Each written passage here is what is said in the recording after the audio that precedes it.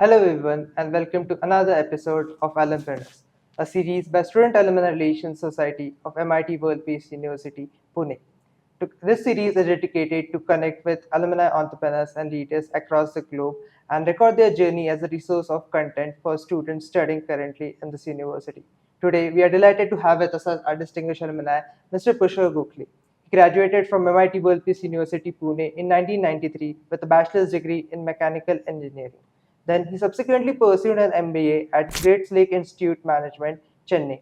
Today, he is a prominent business leader, serving as Executive Vice President and a business head at Godrej Boyce Manufacturing Co. Limited, with a vast experience in organizations like Crompton Greaves and Bilker Limited. We're extremely happy to have you here, sir. Welcome. Thank you. So, while starting with this interview, you are back on the campus, and as you reflect your time at MIT-WPU University, are there any particular memorable experiences of professors who experienced you during your college time and they still stand out to you? Yeah, so I think it's really a nostalgic kind of experience for me today, coming back here and giving this interview here with all of you. I think it's such a privilege for me. Just to quickly share with you, I think yes, there are a few very memorable things which actually have played a vital role, in terms of developing me into an all-round kind of individual. And I still remember, those days when Professor Vishwanath Rao Karad, he actually was spearheading something called as Shramadan, and we were actually taken to Alandi. And what I really felt great about that particular event was that Dr. Karad himself was actively involved. When he said that okay, we have to do Ramadan, he himself got into the act, and I felt that that's something where he was leading by example, and taking everyone into confidence and taking us ahead. And probably we were not able to really contemplate or understand things at that time, but as time goes by, as you grow up, you really realize the importance of inculcating these kind of values. And that's something which is great about this man, and of course about the organization. So it's great to be here. Of course, sir, it is really great to hear about your experience. And MIT World Peace University is renowned for shaping brilliant minds and leaders always. Yeah. So, looking back at your college experience, what do you think were the most instrumental aspects in shaping your leadership style or the way you work or approach the work today? Yeah, so as I said, one of the things is watching leaders, how they behave, how they carry themselves, how they take people along, how they collaborate. So it was a great experience to be here. And I think one of the aspects which I believe in is to observe great people, and that is the way you can shape up yourself. And that's what I feel makes you at least imbibe those kind of values, those kind of habits. And that's very, very important. So, following upon innovation, it was very fantastic to see you over here when we had the recent hackathon event, Hack MIT 2024 in MIT. So, how did you feel returning to alma mater in a leadership role, and how was the experience guiding and inspiring the new innovators of today? Yeah, so trust me, when I passed out of here in 1993, and then I was invited here after 30 years as a chief guest for the hackathon. It was such a privilege for me, and such a great feeling. So many emotions, coming in, because coming here and talking and addressing a great gathering here, of leaders, of students, fresh minds, bright minds. It was really a great honor for me. And one of the things which I felt, which really touched me, was the felicitation which was done by Dr. Vishwanath Karad himself. And that's something which was like a dream come true for me. Because somebody who has that kind of ideology, and you really look up to that great person, and he actually felicitates you. I don't think I can express myself in words, as to what I really felt at that time. So, when we talk about your career path is really fascinating. You transitioned from mechanical engineering to an MBA, and then you had experience in international marketing, exports, and then you started working with organizations like Compton Greaves and Bilkir Limited, and now you're at a leadership role at Godrej Boyce. So, how has this diverse experiences influenced your career trajectory over the period of time? So I think one of the things which has probably helped mold my career has been the diverse exposure. Because I've worked for different organizations and more importantly, worked in different geographies. I think nothing to boast, but I think over my 15 years of experience in international business, the initial part, I could travel to more than 50 countries across the globe. And that actually gives you a great perspective. Of course, you need to have that open mind, but I think the world teaches you a lot. I don't think there's any better teacher. And the more people you meet, the more perspectives you get. I think it really shapes you into a mature person. And I think that's what really happened in my case. This is what I believe. Of course, still believe that I'm too small to really, keep talking about something very big. But yes, I mean, exposure does make a difference. So when we talk about the culture of innovation, what are the key elements to fostering the culture of innovation within a large team? And how do you usually encourage your team members to think creatively and take risks?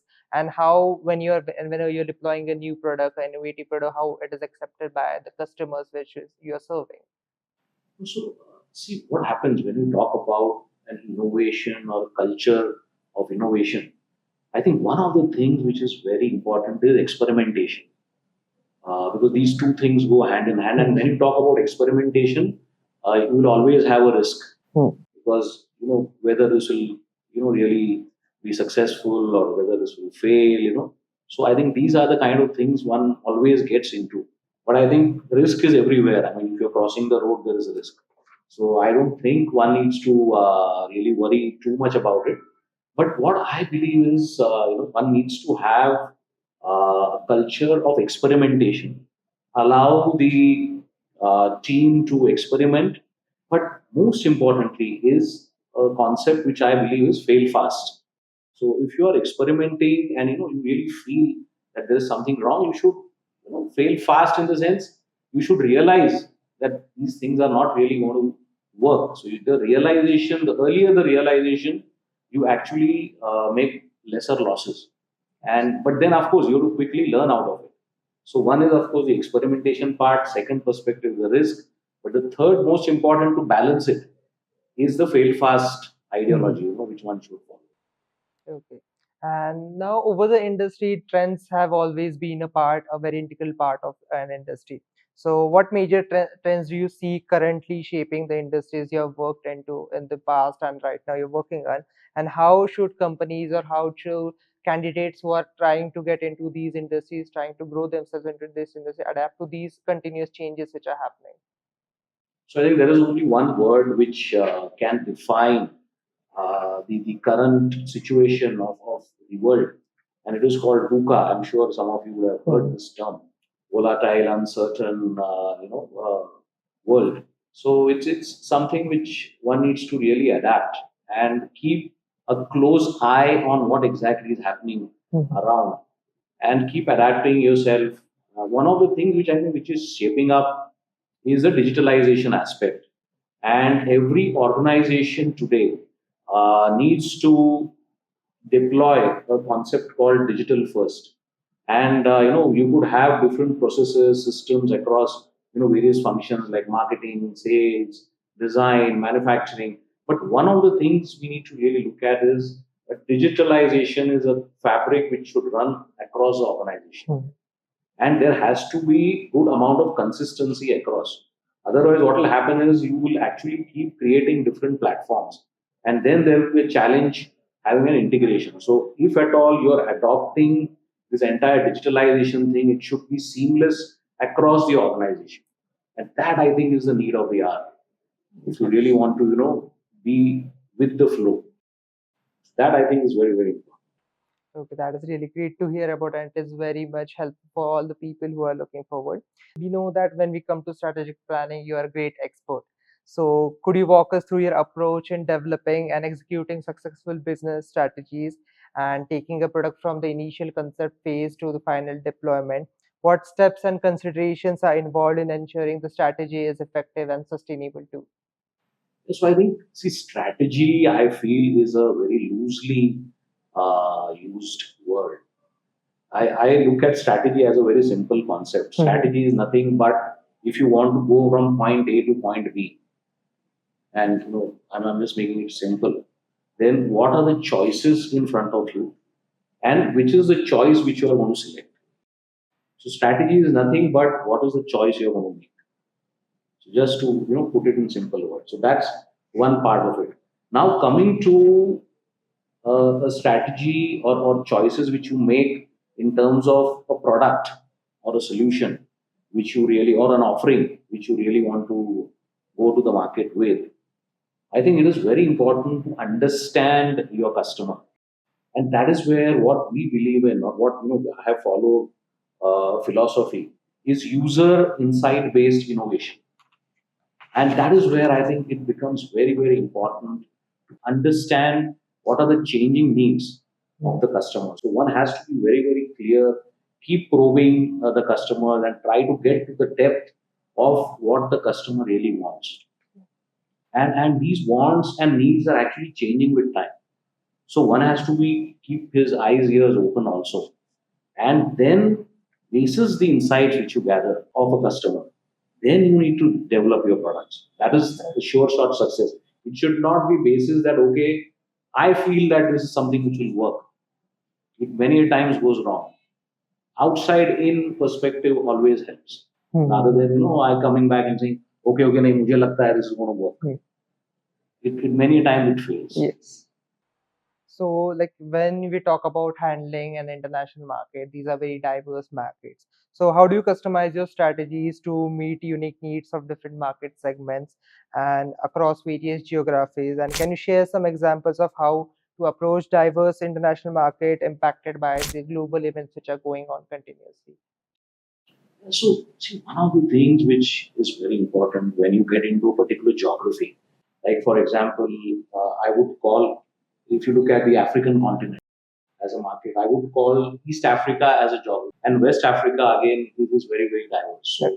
So, one needs to really understand what are the peculiar features of these markets. Even there are a lot of cultural elements which are there. So, just to cite an example, when I look at the East Africa, there are a lot of Indians who are there, of course, in Africa. But if you divide or draw a line, a vertical line on the African continent, you will actually find that there are a lot of Gujaratis who dominate the East African continent. And the moment you start going westwards, like you have countries like Nigeria or Ghana for that matter, you will actually find there are a lot of Sindhi population, and there is a lot of cultural difference. So this is just one example I'm giving. So the understanding of how the market dynamics happens is very, very important for you, and that actually shapes up your strategy for that market. And second, as I said, understanding about the customers, understanding about what are the standards which are there. Like for example, you go to South Africa, there is something called SAPS, South African Bureau of Standards. So like what we have here, Bureau of Indian Standards. So you need to have your products complying to those standards. So these are the kind of things which are very, very important. And unless and until you go to these markets, visit them, try to understand what are the typical aspects of this market, what are the regulatory requirements, you will never be successful. All right. And so we know that Godrej is a globally renowned brand. And when you talk about global expansion, what are the key considerations when expanding your organization's presence into international markets?